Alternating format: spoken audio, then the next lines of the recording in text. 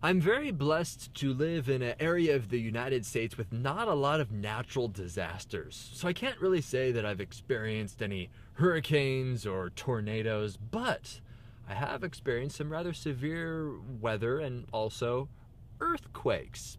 Where were you during the, was it 2004 earthquake? I don't know.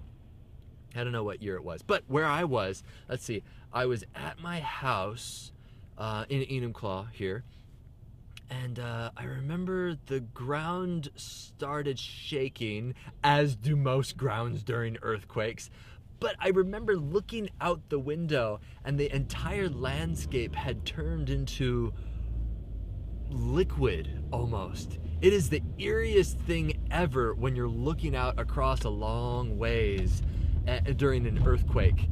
And it almost looks as if it's a flat sheet, like on a bed, and someone is taking the edge and sort of shaking it as it sort of goes like this.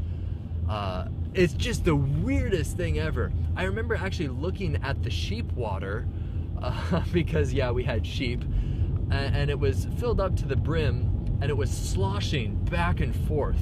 And that was very vivid. It was just like, wow, it's sloshing out. That's really weird. And you know what I thought? I thought, I am going to be the responsible person and hide underneath the table.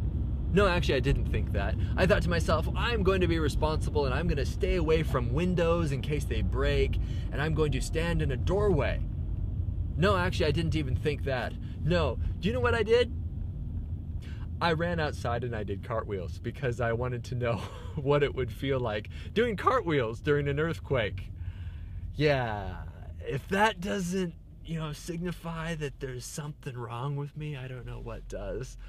But if you're curious, if you've never done cartwheels during an earthquake, let me tell you, it's really difficult.